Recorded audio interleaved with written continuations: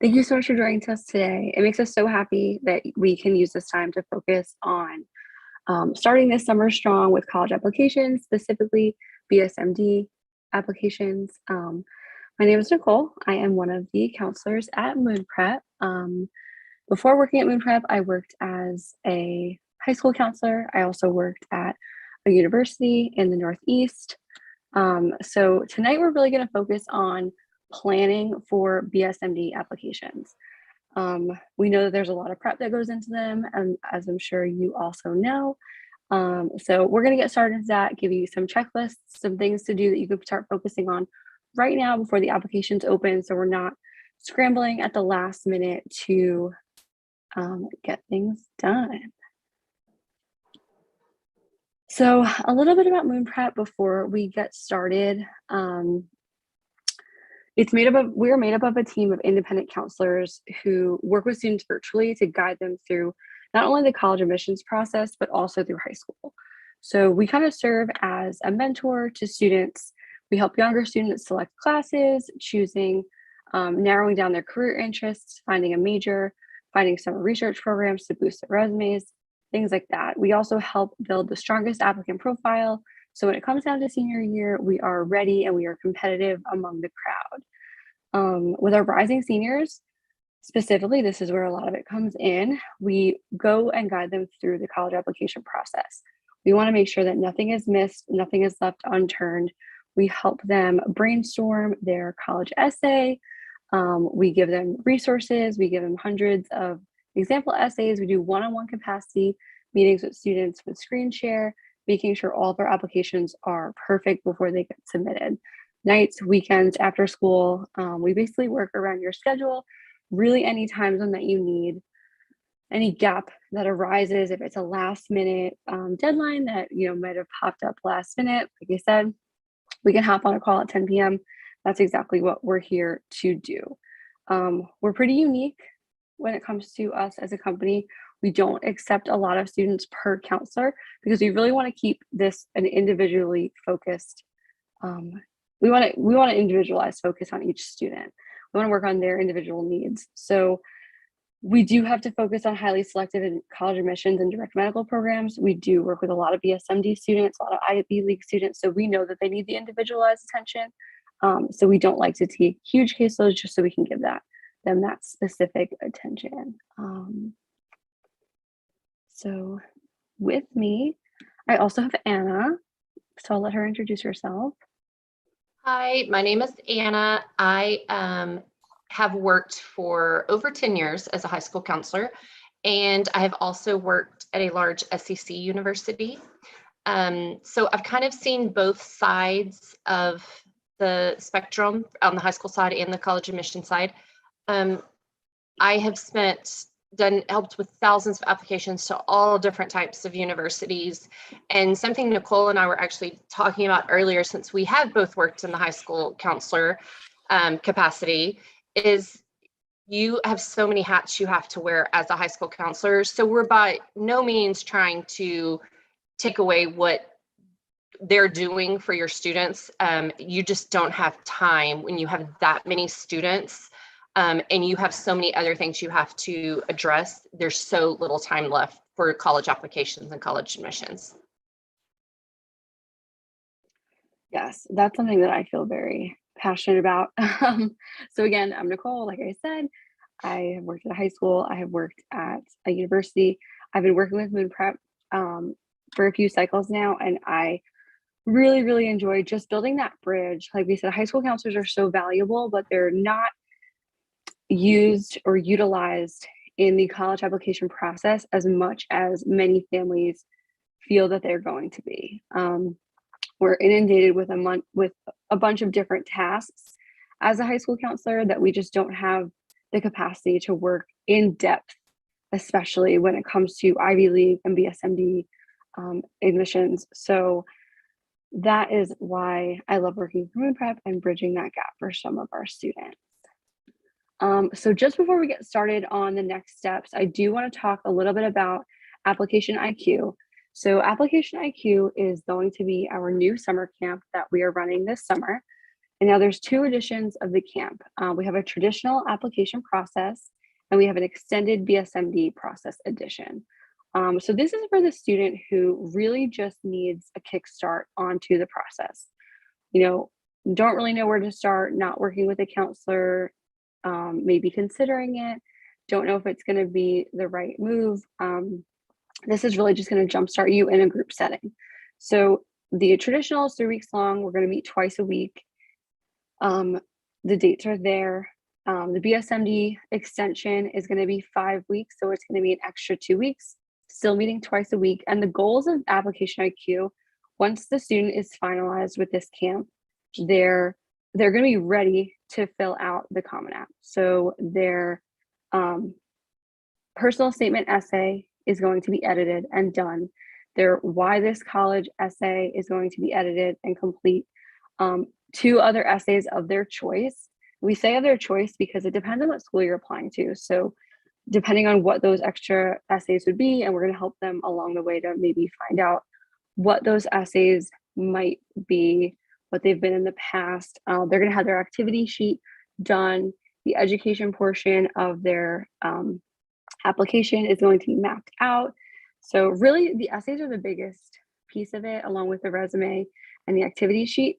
That does take the longest time for a lot of our students. So Application IQ will send you the link toward the end. It is on our website. Just a great way, like I said, to get a kickstart. The BSMD process edition, we're really going to focus on the why medicine story that every single BSMD application asks. Why medicine? They're also going to ask you why this school. So we're going to give you some strategies, some tips, some previous example essays. So that way you can, really write the best essay. Everything will be edited with our team. So definitely check out more of it. There's more details on our website, along with a video explaining even more. So definitely check that out if you are looking, or you or your student maybe need a little bit of a boost, or think you might want a little bit of a boost before summer really starts. I know depending on where you're located, we may be starting pretty soon. Awesome.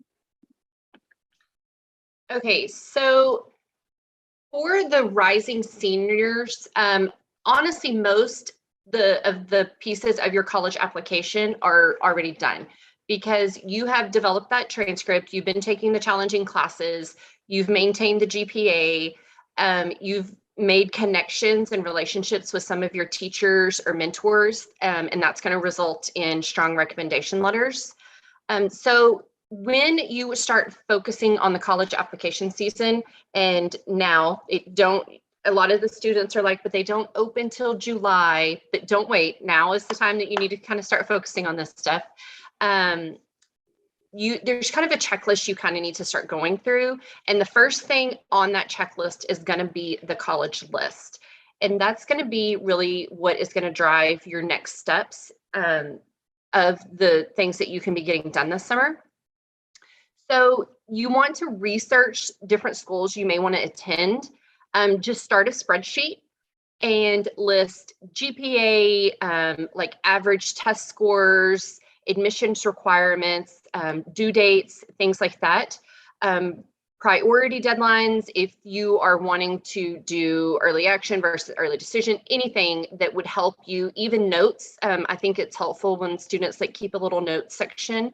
And then there's kind of 3 different types, categories that we like to put the schools in. So we do a reach, a match, or a safety.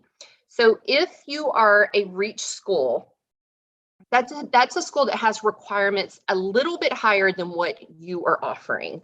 So you may be just below their average SAT score, their average GPA, something like that. But we have students get into these schools. So we don't want you to just, if you're not meeting the average, just to write them off, because there's other things you can do in your application to make up for that. So the reach schools, these are going to be, the ones like kind of dream schools. Match schools, these averages, you are matching with their requirements, what the typical student that they're accepting into their university. And then a safety school, that's going to be a school that has requirements below of what you're offering, you should receive an acceptance letter. A lot of these fall into, if they do have automatic admissions, sometimes they're great schools, but you may fall in a percentage of your class or something that does give you automatic admission. So those types of schools would be safety schools. If you're looking at applying to like the Ivy League or the BSMD schools, you are going to have a much larger college list than another student who is just doing a traditional undergrad, maybe in-state, still a great school, but it's not going to be the Ivy League or the BSMD level because those are so competitive. So if you're looking at BSMD, you're probably looking at applying to around 20 to 25 schools. The reason we want to do the college list first, because this is going to determine how many essays and what type of essays that you need to write. So this is really kind of the starting block of where you need to go next. Yeah, and we will touch on essays in a little while too. Other things that you really need to, the steps that you need to be working on for college admissions, letters of recommendation. Remember that you need to ask like teachers, coaches, outside recommendations, a counselor. Make sure that you're asking teachers that you know well, that know you, and you have a strong relationship with. You also don't want to ask a teacher that you had maybe 2 years prior, because it's going to be difficult for them to remember, characteristics about you and things about you. Great ones are if you are a member of a club, like for example, HOSA, things like that.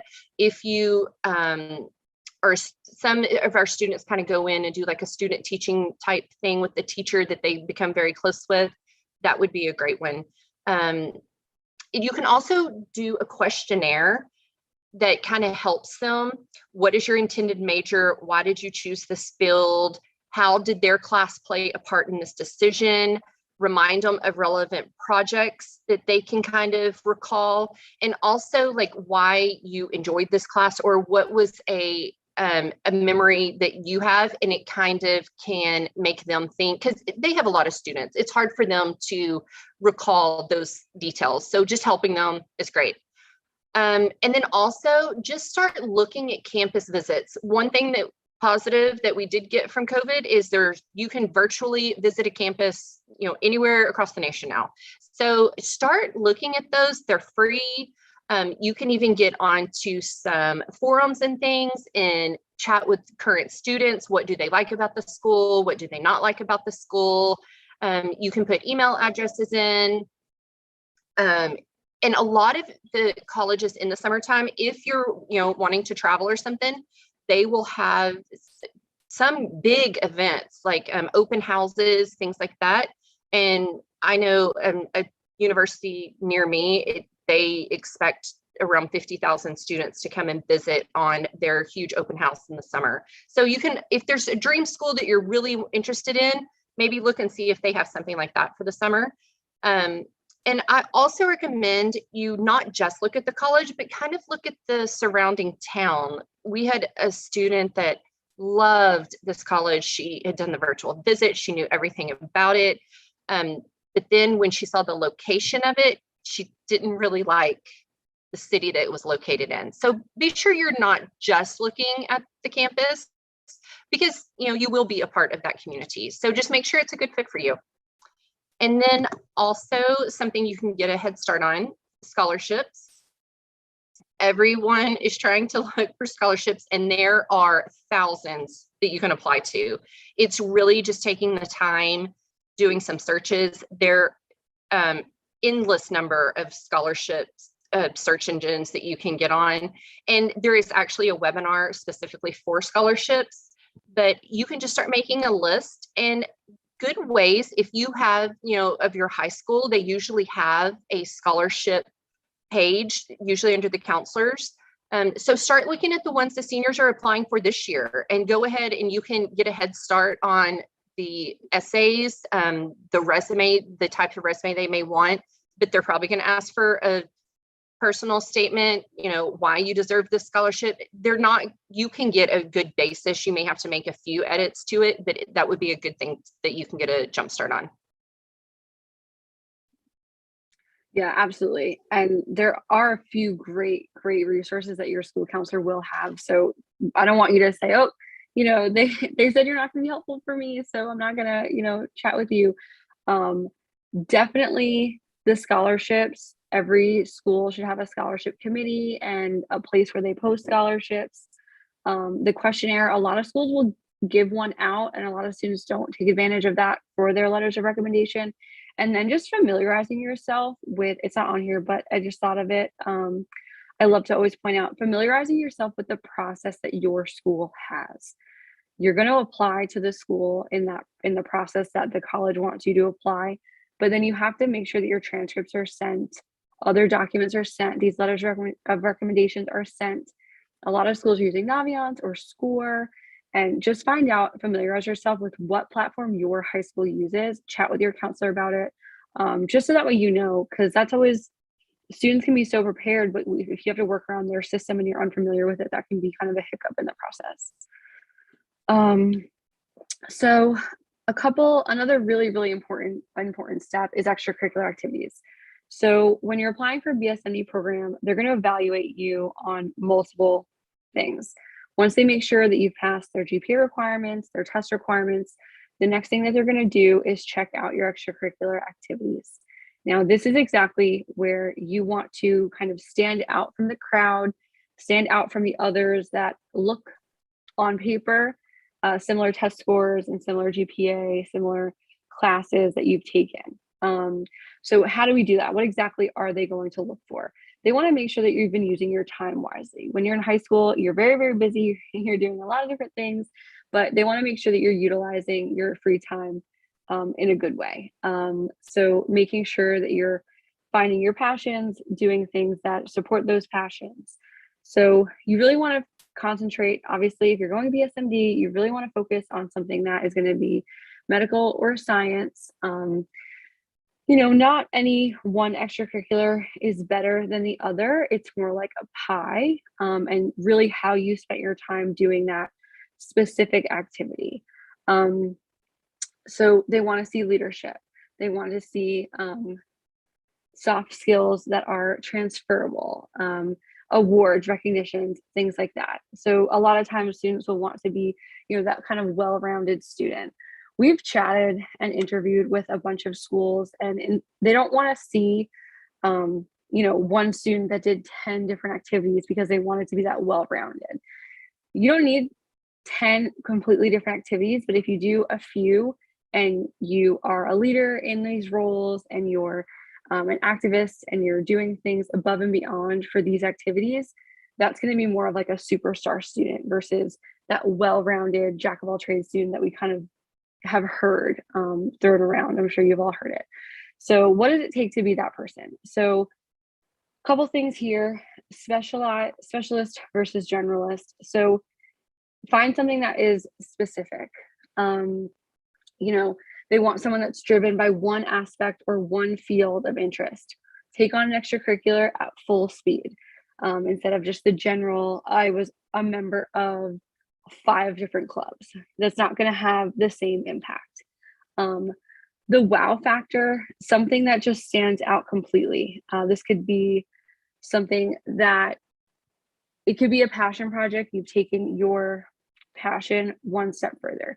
You created your own club. You made a bicycle riding club or an art club or an after school club for reading buddies for elementary school, just something that you did kind of on your own. When it comes to research and shadowing, medical volunteering, these ones we hear all the time, and there's ways to get creative in these as well. So research is huge. Colleges love to see that students spent some of their time doing some formal research. This could be through a university.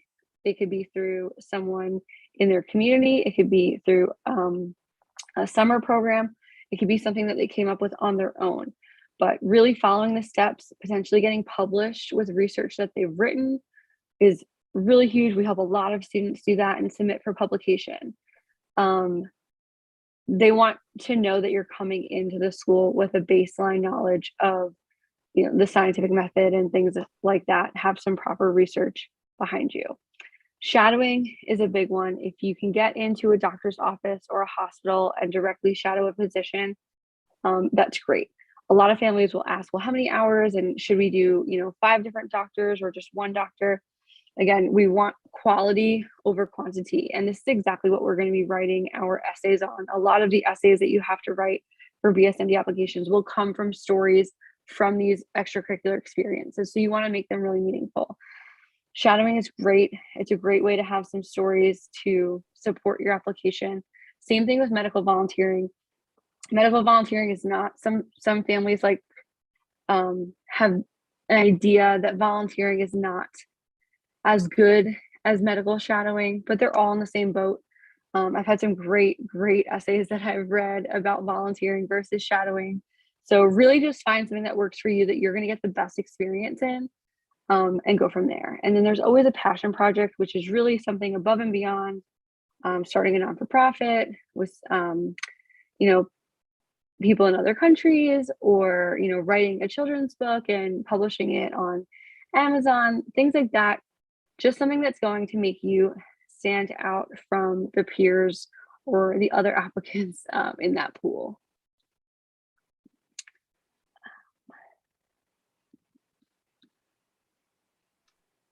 Okay. So the summer is really the time for students to get ahead and kind of expand their resume and their interest. I have seen how busy the students are, and it's crazy, especially during the year. So the downtime in the summer, if the students can kind of get that balance, I know they're looking forward to the rest and relaxation, vacations, hanging out with friends, but as long as they are able to find the balance and build their resume in addition to a little bit of relaxation, this is where they're really going to get that head start on some of their classmates. So building an impressive activities list for the resume is probably one of the most common questions that we get. So looking at what makes a resume stand out, because we had talked about exploring like different universities through visits and things like that. So looking kind of at the resumes, obviously, like Nicole was saying, the summer programs, publications, things like that. Hold on. Sorry. Okay, so the summer programs, they are available both in person and virtually.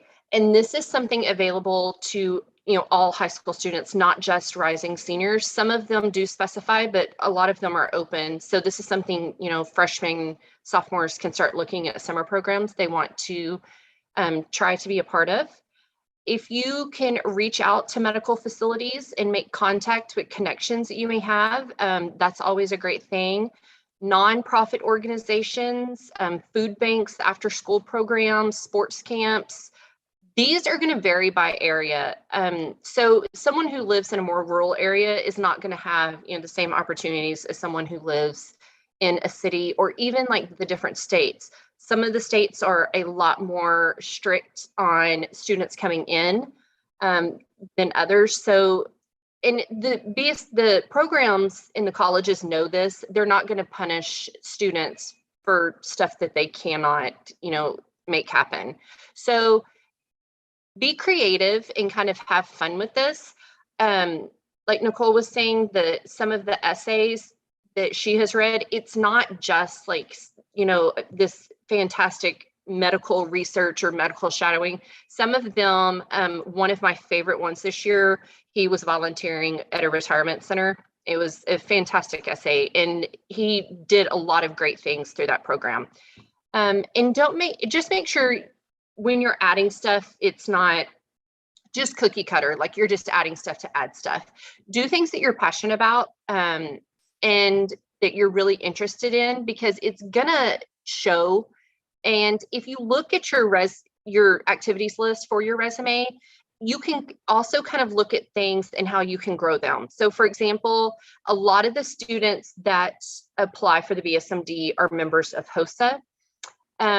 But maybe you could start like a pre-HOSA organization for middle school students after you have done these competitions and get them interested in joining, help them understand the basics, terminology, help them navigate their first conference. Because now these students have a huge advantage to other students who have no experience, and it looks impressive on your resume because starting an organization looks really good and it's showing leadership. One of our rising students was involved in tutoring at local elementaries throughout high school, and then when the pandemic hit, she couldn't meet with her students any longer, obviously. So she was very savvy with computer programming and developed an app that allowed students and parents to connect with the high school students. They could ask questions about their homework. They could ask for explanations on confusing concepts. And even when the students did start returning to school, she realized the app was so helpful because a lot of these students, are at 8 o'clock at night and they're needing help. So she just kind of built that from her experiences and solved a problem that was in the community. And this one, what if my school does not have a HOSA chapter? That's okay. There's still a lot of organizations that you can put. I was just using that one as an example. And a lot of the students are involved in HOSA because it is health-based, but there are plenty of organizations that you can be involved in. It does not have to be HOSA. And see if you can start one. We've had a lot of students. Oh, absolutely. I've had a lot of students who have started their own club, and maybe you can't do specifically HOSA, but maybe you do a, pre-med, pre-science track interest or, club for students. That definitely goes a really long way when it comes to colleges. So if you don't have it, ask. It doesn't hurt to ask the right people. Again, go to your school counselor. They're going to be a great resource for that, because if they do know, the ins and outs of things like that at your specific school. So yeah, definitely create your own if you can. So Common App roadmap, the next major piece of it. So, we have a list. We're probably getting that list together. Like we said, if you're doing BSMD, IB, it's going to be about 20 to 25 schools on average. We have students that do more, we have students that do less. And this is a combination of not just BSMD schools. This 20 to 25 also has some other schools in their area, maybe in their area, maybe not in their area, but traditional schools that don't have a BSMD program, they're not Ivy League, that they still, maybe as more of a safety on that list. We want it to be a comprehensive list, like we mentioned. So the list is done. We have some ideas to round out our final summer of adding things to our activity sheet and our resume. And we're ready for that Common App to open in August. So what can we do? How can we make sure that we're staying on track and we're preparing for that? This is like the last piece of your list. So with that, we should have a resume ready to go. It should really be like kind of an extension of your activity sheet, maybe a little bit more detailed. Then we want to create a separate common application activity section, a list of that. The tricky part about the Common App is they only allow you to put 10 activities. And there's it's kind of crazy character limits per item. So making sure you can explain your activity in 150 characters using the best 150 characters you can, getting a little bit creative with your sentence structure there. We do a lot of that with our students at MoonPrep. Just making sure that you have that ready to go, and then creating a list of your supplemental essays. So depending on the school, and like we said, once you have your list, a lot of schools are going to ask, why did you apply to this college? Elaborate on one of your extracurriculars. Why medicine? Definitely every BSMD program is going to ask that, and read some sample personal statements. Definitely read some examples, get some inspiration, get some ideas. A lot of students make the mistake of going into the personal statement with a rigorous mindset, and it has to be structured and it has to be rigid, and this is what we're going to do. But it doesn't have to be rigid. It can be whatever you want it to be. It's supposed to be about you. Get creative with it. So reading some other samples sometimes kind of gets those juices flowing. So we want to make sure that we have all of the supplementals that you'll possibly need to do. Make a spreadsheet, plan it out, plan out the word count. Maybe there's some similar themes to some of the questions that you can kind of use the same topic for potentially. The essays are a huge part of it, especially when it comes down to BSMD admissions. This is what we spend the most time on with our students. For example, this past cycle, I had a student who applied to 25 schools, mostly BSMD, and they had to write, I think it was about 74 essays altogether. Usually people gasp at that number. When I say essays, some of them are shorter, some of them are maybe 200 words, so more like a short response. But again, we're still writing upwards of 70, 80 different pieces of writing for these applications. So just prepping for that. If you are a student who is kind of ready to roll, you want to hit the ground running, start drafting out your personal statement now. Start drafting out your why medicine now. Look up, the most popular supplemental essay questions and start drafting for some of your top schools, and just see. You never know. Once the application is posted, you never know what other supplementals they'll throw at you. But being prepared, reading as much as possible, is really the best way to prep once everything else on your list is done. Unfortunately, the other thing is these deadlines come up really fast. So for reference, if you're applying BSMD, if you're applying IB, you're going to be applying, as early as October. Some of them, October 15th, November 1st is the major one, November 15th. All of these are due, and we're talking, supplemental essays as well sometimes. So it's a lot to do.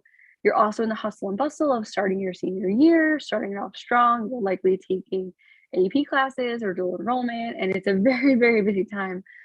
So really starting as much as possible, taking advantage of this summer is so key to a stressless senior year, a stressless application process. And that's exactly what we do at MoonPrep too, is just act as that supplemental person to kind of ease the stress of this busy time. So I know we had some questions before. If anyone has any questions, if you want to throw them in the chat, we would love to answer. We do have one. Do all BSMD programs have supplemental essays? Do you submit those essays the same time as the Common App? Great questions. I'm going to say yes, all BSMD programs have some type of supplemental questions. Not all of them are essays specifically. All of them are going to ask you why you're interested in medicine. So yes, all of them will have a supplemental essay question, at least one. Some have up to 7. Do you submit those at the same time? So this is kind of where it gets tricky also. Organization is so key in this process. And this is one of my favorite things to do with my students, is organize this piece for them, because I like organizing. So some schools will, when you fill out the Common App, you're going to indicate I'm interested in the BSMD program. When you press that button, it will filter more questions, and then that's where you'll answer your supplementals. Some will not do that. Some you'll say, I'm interested, you press submit, they analyze what they have so far, then they will send you another set of an application. They'll likely give you a login and a username, and you'll be able to sign in and fill out the supplemental piece. They often will give you anywhere from 3 to 4 weeks to complete that. So really understanding what school has what requirements are important too. Sometimes students will say, I'm just going to submit, I didn't see any other questions. And then as soon as they click BSMD, they get 5 more questions that pop up. So, really making sure that we're clicking the exact piece that we're supposed to. And this is what I spent a lot of time with my students on last year, is screen sharing, making sure we're clicking everything right, getting it all. We want to cross all of our T's and dot all of our I's in this process, because that's really the best way to do it. Does And being an NHS, you really have to look closely. I had a student that almost got in trouble because it said the deadline was November 15th, for example, but he didn't read closely enough because he had to submit the undergrad application, be accepted before he could submit they did it through the honors college, but before he could submit that. So you have to really read closely on like how their application is handled. absolutely. And if you have your list and you're ready to go with your list, you can start researching that pre-submit now too. The honors college is a perfect example, Anna. Some schools you have to apply to the honors college first, or you're not even eligible. But you wouldn't know that unless you read, and sometimes it's a lot of reading, sometimes it's not always clear. So really just making sure that everything is the way that they want it, and not ever assuming that just because it's this way for one school, it's going to be that way for the other schools, because it's likely different. So another question, does being in National Honor Society help for college applications? Yeah, schools love to see that you're in National Honor Society. That's a great thing to have. It's great if you're involved also. Not just attending the meetings, but having a leadership role. But yeah, National Honor Society is a great thing to have on there. So the one about if you don't get into the BSMD program, can you still go to undergrad? Usually for the majority, yes, but there is an exception. Is it just one that you know of? Yeah. Yes, I believe there's just one exception to that. But yeah, the majority of the time, absolutely. If you don't get into that school, again, we have to read the fine print all the time, always make sure. But yeah, the majority of it, if you don't get into that school, they will still accept you. If they don't get into that program, they'll accept you to the school. And a lot of the times when it comes to the application, you're going to just apply to the school. You're going to apply to, VCU, and you're going to say, I want to go and I want to do the BSMD program. And then they'll send you the application later on. And I'm just using that as an example. But in the interim, before you turn in that secondary, they'll say that you were accepted to the school, but you just won't have an answer for the BSMD portion of it till later on. And that brings up another really good point that I'm not sure if we highlighted too much in here. The timeline is a little bit off when it comes to BSMD. So we're going to apply early, right? Just like IVs, and we're going to apply early November for most of them. You will likely find out if you got into the school pretty early on, because you're applying early. So, December, January, you'll start to get those acceptance letters to the college, but not necessarily to the BSMD program. Your next portion of it is going to be, hey, we want you to come in or get on Zoom and do an interview. So you'll interview in late January, February, sometimes even into March, you'll interview for these programs. But you've already known that you're accepted to the school itself. And then you'll start to get decisions whether you're accepted into the BSMD program mid to late March. Again, the timeline kind of varies for certain schools, or outliers, of course. But that's kind of the general timeline is March, April. You'll hear back from these schools just in time for you to make a decision by May 1st. And then are all applications submitted through Common App? No. We usually talk about Common App the most, and there is a limit on how many, and I think it's 20. So you can 20, only apply to 20 schools. Other ones, other applications you may be working with are the coalition, and I'm actually based out of Texas, so a lot of my students do the Apply Texas application. So all of those are different types of applications that you can use, but honestly, they are all extremely similar. The questions, the information they're asking. Yeah, and it kind of turns into a puzzle also. So you only have 20 spots on Common App, so you want to see which ones I definitely want to use Common App for. And then if we're applying to California, we're going to say, okay, we'll just use those UCs, or if we're applying to SUNYs in New York, we'll use the SUNY app for those. And, every student is a little bit different. So again, kind of part of what we do with our students at MoonPrep is help them kind of map out which schools are we utilizing Common App for, and which schools are we going to use the coalition or its own application or a state specific application, just depending. So next question, can you apply to BSMDs and to other undergrads early action?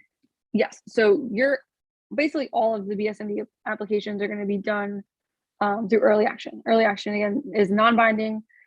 We're just applying early, just the deadlines are earlier for these anyway. Definitely don't make that mistake. Sometimes students will say, oh, their regular decision application isn't due till January 1st, but the BSMD portion, it's the same date as the early action a lot of the times. So yeah, definitely early. And we do all other applications too. If you're wanting to apply to another school early also, we'll help you with that also. But yeah, there's no limit to how many you can apply for early action. Early decision is the binding one. So holistic view, oh, I forgot we have to read this, it's not on YouTube. I understand there will be a holistic view of the BSMD application, but between class rank and test scores, which carry more weight, higher class rank in a challenging school or higher test scores? So I'm thinking when you're talking about test scores, you mean like the standardized, like SAT, ACT. Those are going to be, in my opinion, carry more weight because it's something that can be compared across all students. So for example, my own children go to a very small high school. So when they're, and it's a public, I mean, very rural. So when they're graduating in the top 10%, I mean, that's a great accomplishment, but some of these students that are going to very rigorous college prep schools, top 10% for them means a lot more than probably a top 10% of just like a public school. So test scores is just more even across the board. So it's an easier way for admissions to look and kind of see where the students are standing. But rank and GPA does matter. I'm not saying that, but I think more weight would be given to strong test scores. I agree. And when you do apply, your school sends out something called a school report, which is basically saying all of those other facts that they would need to know to determine how big of a weight is this, top 10%, how big of an accomplishment is this? Are they at a huge school? Do they offer, tons of different types of courses, or is it a smaller school where, maybe the top 10% GPA is not even close to another school? And the school report basically tells the college, these are how many students we have in our student body. This is how many AP classes we offer, how we weight things, all of that info, so they can kind of understand the differences there. But that's exactly why the SAT, ACT are so strong. Okay, so a lot of these are kind of similar. So one question is, how important is it to break 1500? I got 1490. And then also ACT 32, should I consider trying one more time? What I recommend for students, and Nicole, you may have like a different philosophy on this.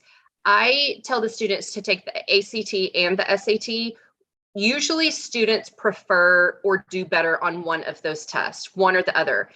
And whichever one you're doing better on, focus on getting your score up on that one, because you don't have to have both scores, SAT and ACT. So, so it looks like, I mean, yours are both pretty competitive, but it looks like you're doing better on the 1490 on the SAT. Is probably a little better than the 32 on the ACT. So I would just focus on that SAT score. And if you have taken it, if this is your first time taking it, absolutely retake. 1500 is kind of where we do a break, but don't think that that is just going to be detrimental to you if you don't get a 1500 in compared to a 1490. But if this is your first time taking it, absolutely you need to retake it.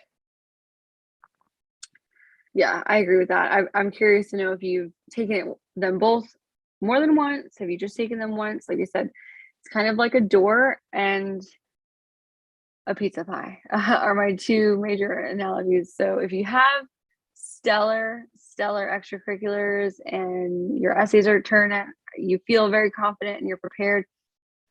If you've already taken them each twice or so, I wouldn't necessarily worry about it. But if you feel like you need the test to kind of balance out your pie, if you only take it once, definitely take it more. Again, the higher the score, the bigger the door opens. So again, everyone's a little bit different. So I So have one oh, that I think it may have just been to me. okay. It it talked about, it was a question about a school that has the SAT optional. So I just want people to realize, like, SAT optional, like test optional is not the same thing as test blind.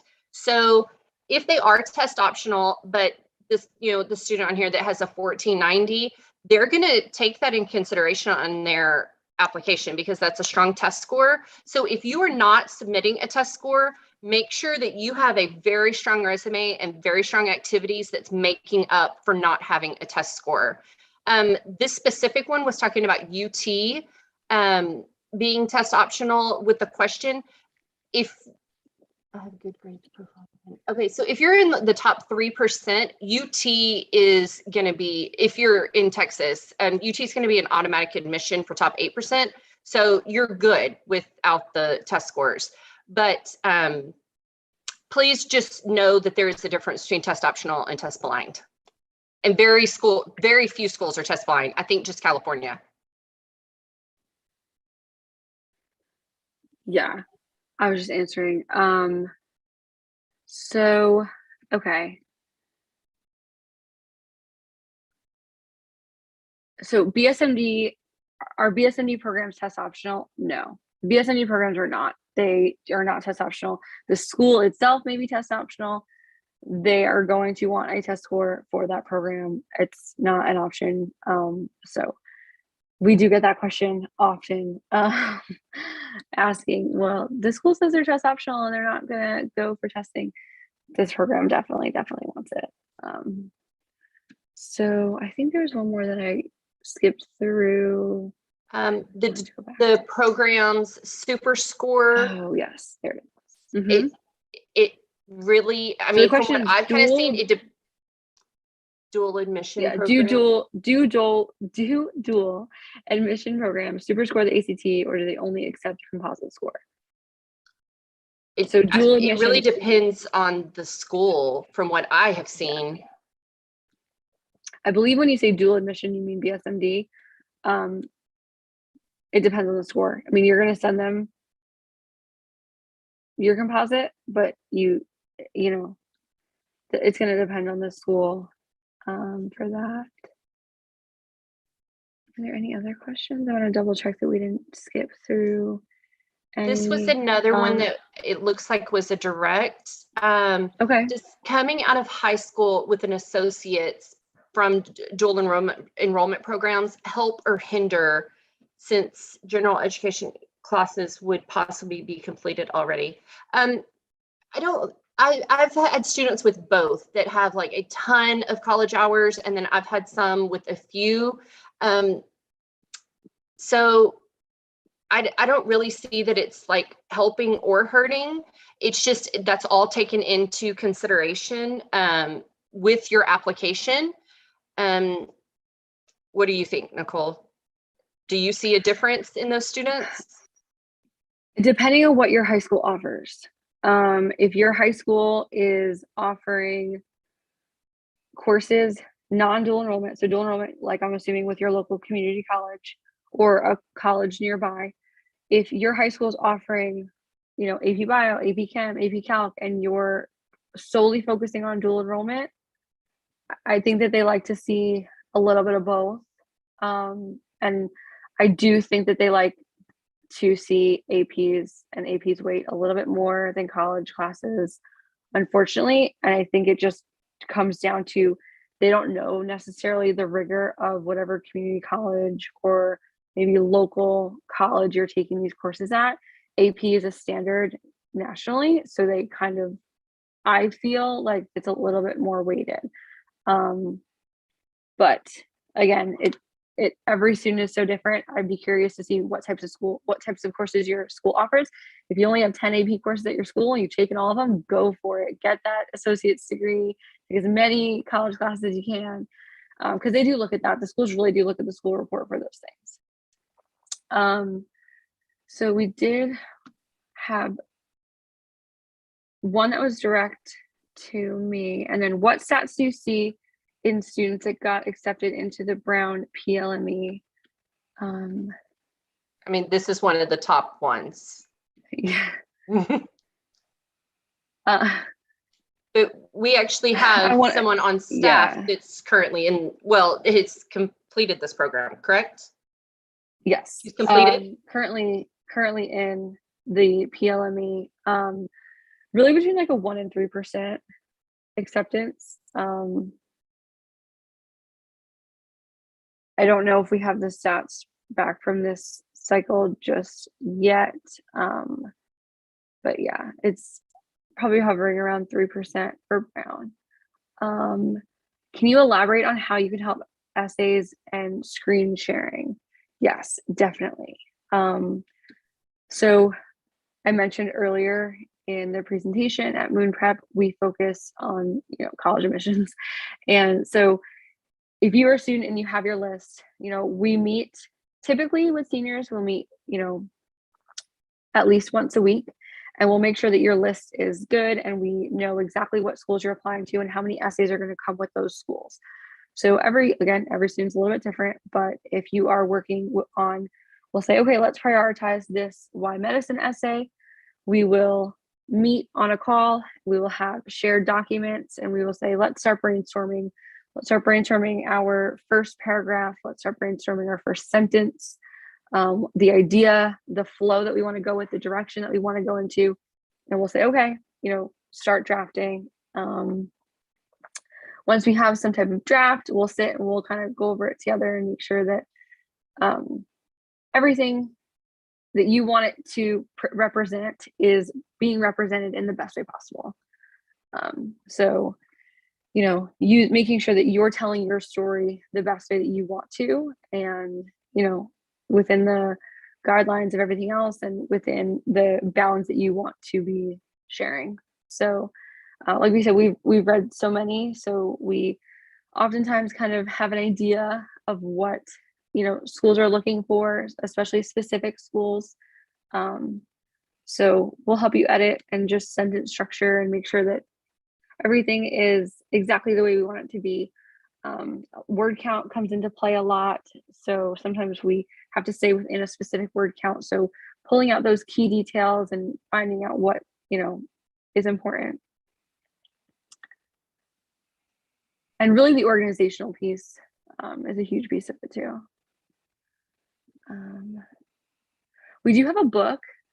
We do have a brand new 2022 edition that just came out on Amazon and on Kindle.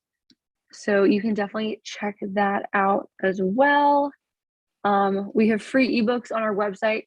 Our website has tons of free resources, which I don't know if they get as much attention as we would like them to. I wish we could know how many times people download them. I don't know. And we are hosting events all summer, all the way through September. They should be posted for all of our upcoming events. We're having specific events for join us on a college essay editing session with a live student, how to properly brainstorm your Y medicine essay and your personal statement essay.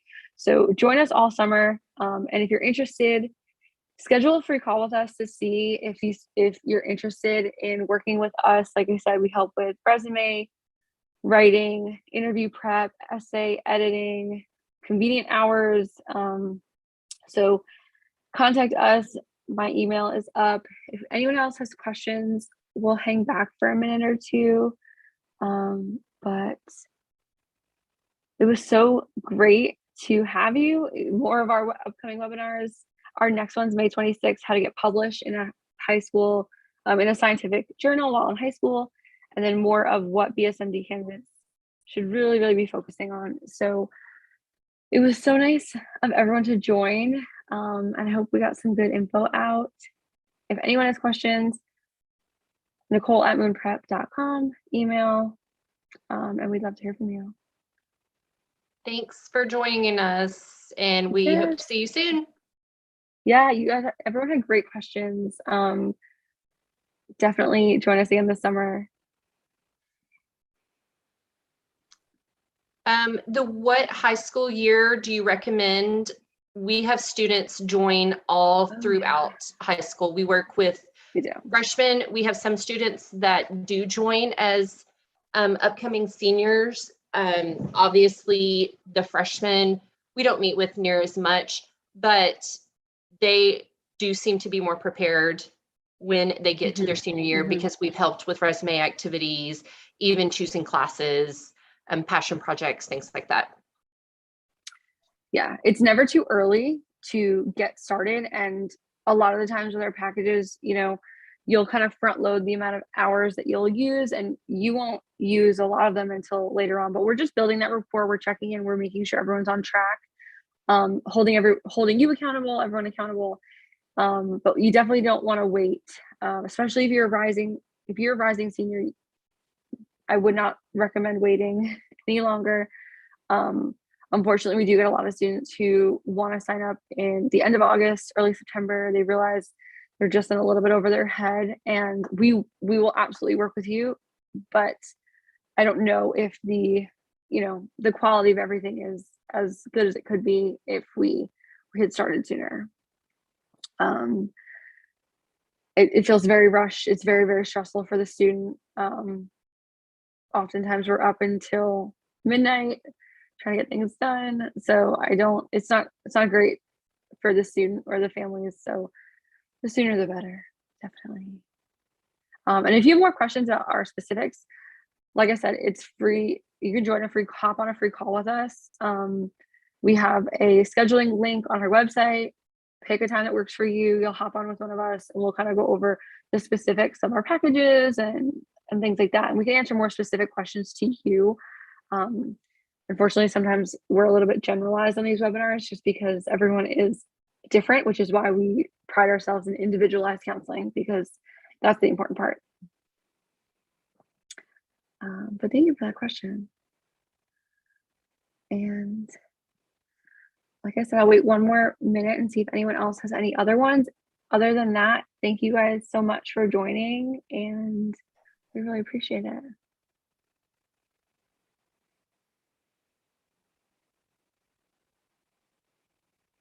Thank you.